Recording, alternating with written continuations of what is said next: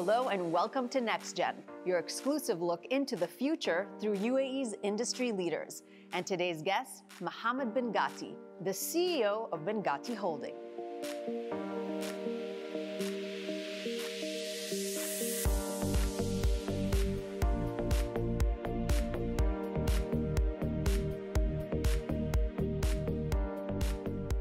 Thanks so much for joining us today, Muhammad. Thank you for having me. Super exciting time to be a developer in Dubai, to be in real estate in Dubai. Before I talk about the UAE, Dubai, and Binghatti, I want to talk about your personal journey and how you became CEO very, very quickly after completing your studies in architecture. Yeah, so I was, I think this goes back before studying in university. I was always obsessed since childhood with brands and specifically automotive brands. So I was always excited when I'd see a hypercar or a supercar, something like a Bugatti on the road since childhood. Was it the design? It was everything, the design, the appeal, the sound, the experience. You know, I was one of those kids that would be really excited to see a car like that on the road. And as I grew older, this sort of interest extended itself into different products from different sectors. So I was very obsessed with this idea of branding, creating a brand through exquisite products that celebrate different things, or stand for different things. I think that's what a great brand does. And since childhood, you knew you'd be going into the family business, I assume. Absolutely, absolutely. So, I used to work with my father since I was 6 years old, looking for something to do in the office. And I think it runs in the entire family. The entrepreneurial flair is something that we are very proud of in the family. You studied architecture. Yes. Then you took on the CEO role. Which hat are you wearing usually? More of the design, more of the business? I think I have to wear multiple hats in different times when doing what I do.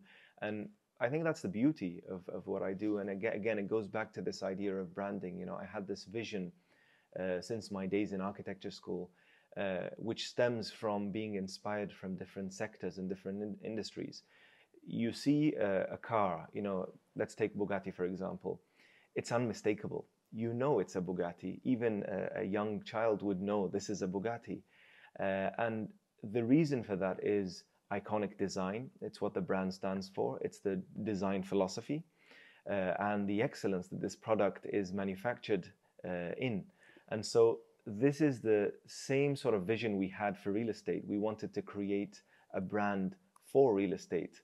We wanted to create a brand that is identifiable through iconic architecture and apply this design philosophy across all the products that we create. So on one hand, you want to kind of break the mold, but at the same time, you want it to be timeless. So Absolutely. How do those two mesh? We do a lot of market research. We understand who's buying the real estate, who's buying our products. We understand what the location is. If you're developing something in Business Bay, it's different than developing something in an area like JVC. What are the demands? What's the price points? And what are the latest trends? What do people want? More than that is what would we like to achieve as an organization? How can we take real estate as an industry forward? You see this in industries when you compare real estate to automotive or to smartphones. I always say real estate has so much more to offer. You look at, let's take an example of any automotive manufacturer. You buy a car today for less than 1 million dirhams, but the technology that you're getting for what you're paying is very, very sophisticated. When it comes to real estate, I feel we have so much more to offer in terms of merging technology into our product lines. I share your vision. I mean, what is the housing, the residence of the future? What does it look like in your mind?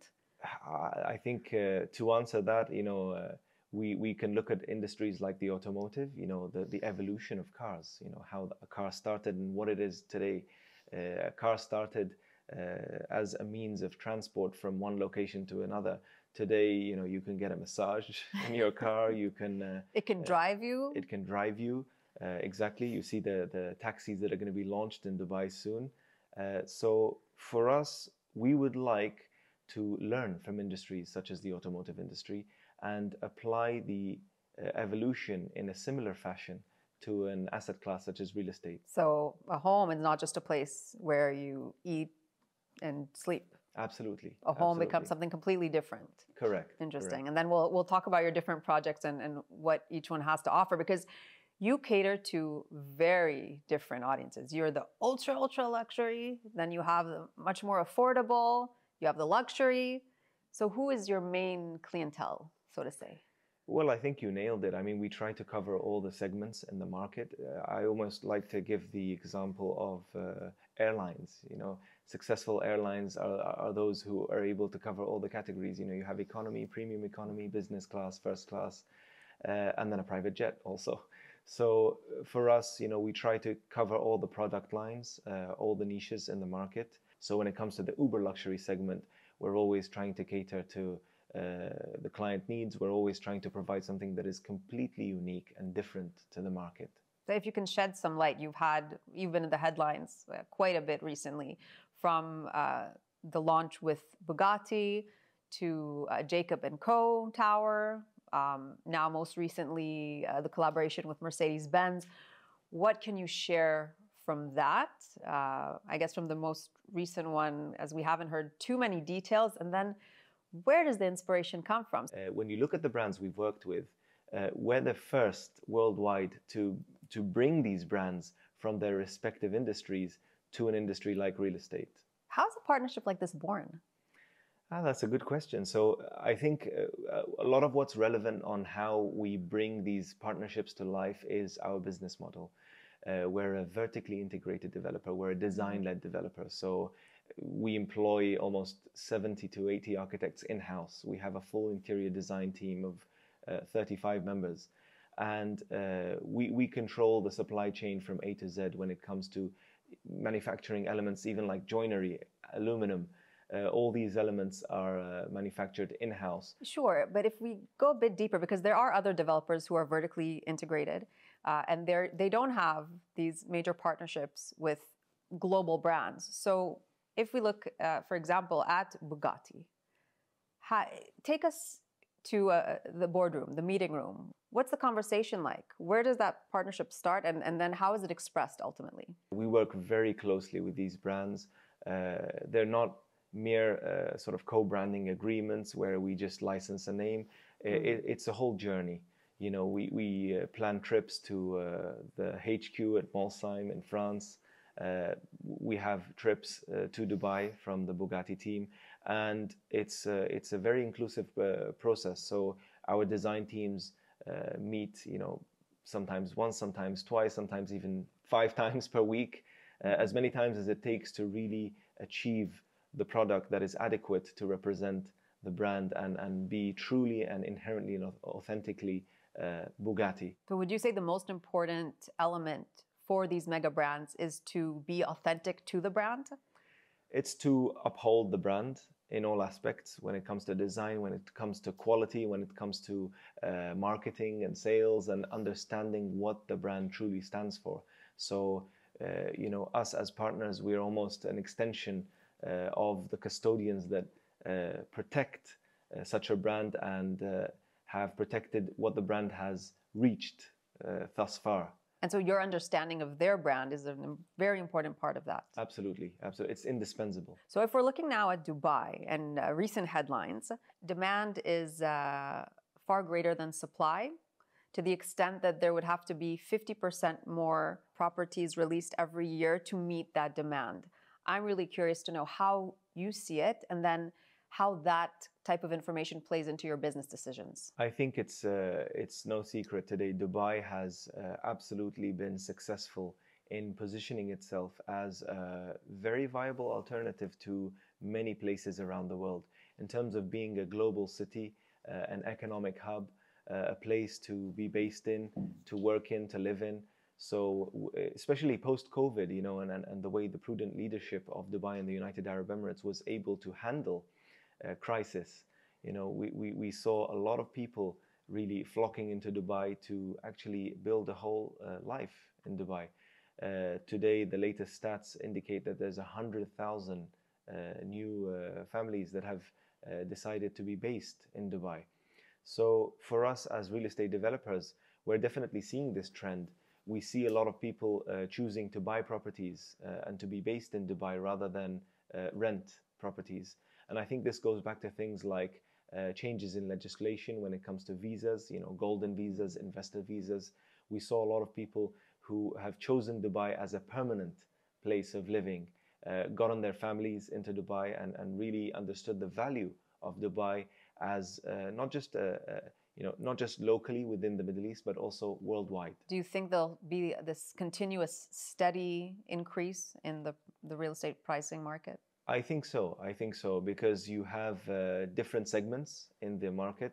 The yields have been solid for the past, I would say, 7-8 years. Dubai is one market that is really solid when it comes to yields. You're talking 7% plus. When you compare these yields to yields in other markets that are also mature markets and viable alternatives for people who are looking to invest, I think Dubai is a very good value proposition for these investors. But the market has fluctuated in the past and has been very much affected by global events, by regional events. Do you think what we're seeing today is different? See, global events, cause fluctuations in any market, wherever you go. The beauty of Dubai is, it's when it comes to real estate, let's say, I get a lot of people who say, what do you think of the interest rates? What do you think of inflation? Will this have an adverse effect? And my opinion is a lot of the buyers in Dubai are quite different to the buyers in other markets. So, for example, we see a lot of buyers who come with the liquidity ready to deploy already. So in such a case, changes in interest rate or raising the interest rate doesn't really have a detrimental effect for us. We also see that there have been a lot of measures taken by the government of Dubai, the Dubai Land Department, in governance, in introducing a lot of new laws and legislation that help in steady growth for the market. So you foresee a continuous price increase when it comes to real estate? Yeah, I would forecast an additional 10 to 15% over the next 12 to 16 months. So with all these developments happening in Dubai, where do you see Dubai expanding to? Where will be the so-called new city center, if there is such a thing? Well, Dubai has a city center in every corner. Dubai is always expanding and growing. I think one of the interesting areas, we've seen downtowns, almost complete in terms of plots being developed there. I think the next area that's interesting in terms of proximity and in terms of being an interesting center for Dubai is Dubai Creek Harbor. And that's for two reasons, I would say, the proximity to downtown and also the availability of land. Downtown has been developed very nicely. I think there's opportunities that could arise in an area like Dubai Creek Harbor. We also have the DIFC, which has developed very nicely. And we see indications of some expansion in that zone or in that side of town. So I think the beauty of what we're seeing is a lot of expansion, but also a lot of specialization, if you like. So DIFC has almost become the financial center hub and the F&B hub of town, the upscale F&B. And we see this more and more as we see new areas rising. So different areas cater for different needs. Let's say the affordable market, in my opinion, has shifted closer to Dubai Hills, Jumeirah Village Circle, Jumeirah Village Triangle. Do you think there will always be an affordable market? Because Absolutely. So many of these new projects, you see the starting price points, and you ask yourself, is Dubai only going to be for the wealthy at some point? Well, I think that's a very subjective question. To understand how to look at that, I think we need to look at other markets too and compare Dubai, in a more comparative fashion.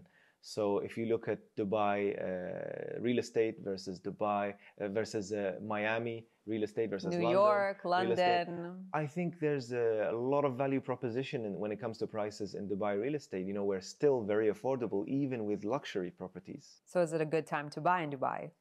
I would say it is a good time, yes. It was better 2-3 years ago, but still a good time. Well, life is opportunities and you never know when's the best time to really grab an opportunity, but I would say definitely the market is flourishing in Dubai.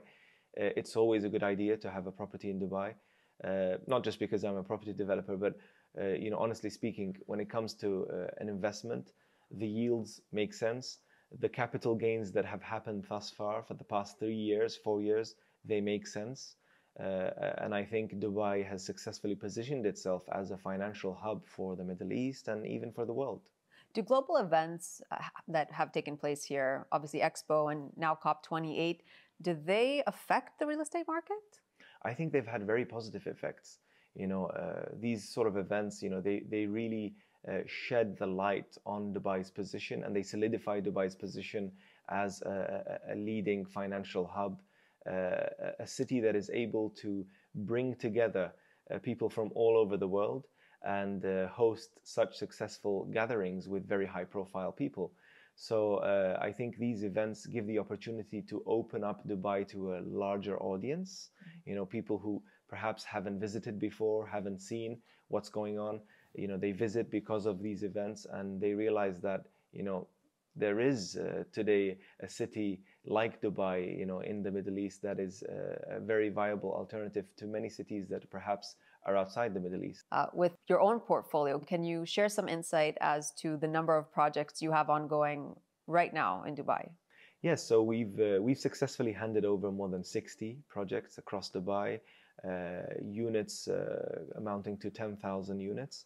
That's what we've done so far. In terms of our current portfolio, the current portfolio is around 21 projects with an investment value exceeding 20 billion dirham. We intend to grow that figure to 30 billion within the next 6 months from now with our new project pipeline. And how do you plan to do that? So the land bank has already been acquired. We have the land bank. The projects are currently undergoing the design process. And the project launches will be unfolded January 2024 onwards. So from January 2024 till mid-2024, we intend to increase the investment from 20 to 30 billion dirham. What details can you share from your recently launched project with Mercedes-Benz? There aren't too many details around that released as of yet. What we can share is this is the first Mercedes-Benz branded residences in the world. It's going to be state-of-the-art. You look at a brand like Mercedes, they've consistently been able to deliver products that are far ahead of their time for almost 137 years.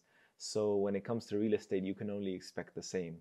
The project is, of course, going to be located in downtown Dubai, walking distance from the most sought-after monuments in the city.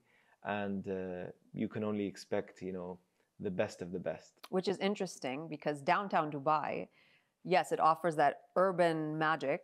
It's getting quite congested. And then you have the alternatives and the expanding shoreline. Why do you think people are still interested to live in downtown?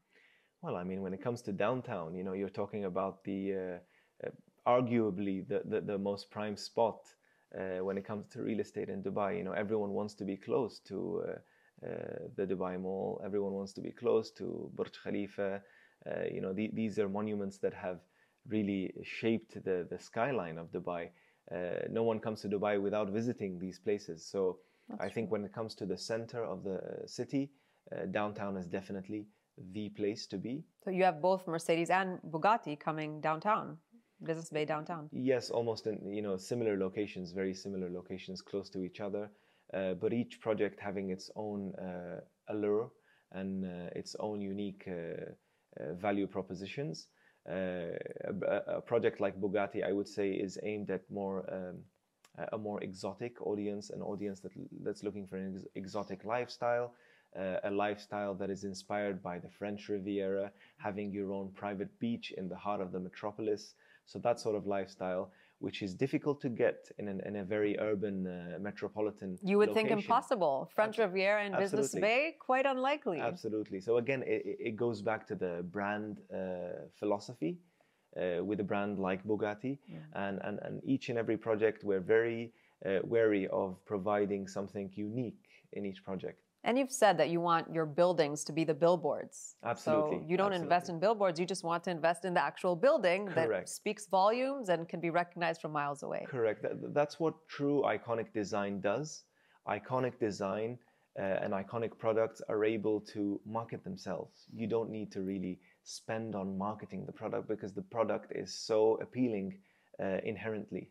Muhammad, I want to end with a very personal story that I heard you share in the past about back in your college days, a professor who didn't believe in you or didn't think you had the skills at the time to maybe assist someone else. Can you share that story with us? Back in university, I think I was third or fourth year in my bachelor's in architecture degree, and a fellow student came up to me and she asked me for help in critiquing her work. So we do this often in architecture school. We ask for opinions because architecture is a very subjective matter. So, I was sitting there, giving her and a bunch of colleagues were gathered around. I was giving her my comments on what I thought she could improve on the project she was working on. And all of a sudden we have one of the professors walk in and they look at us, gathered around, and he says, "Don't listen to him." He points at me and he tells her, "Don't listen to him. This guy, he hasn't even completed his degree. What does he know about architecture?" So which is also humiliating when that is said in front of other people. It's not something you'd enjoy to hear in front of other people. I didn't respond back, but obviously I was quite upset, with what he said. But days passed by and I completely forgot about it. But he didn't forget about you.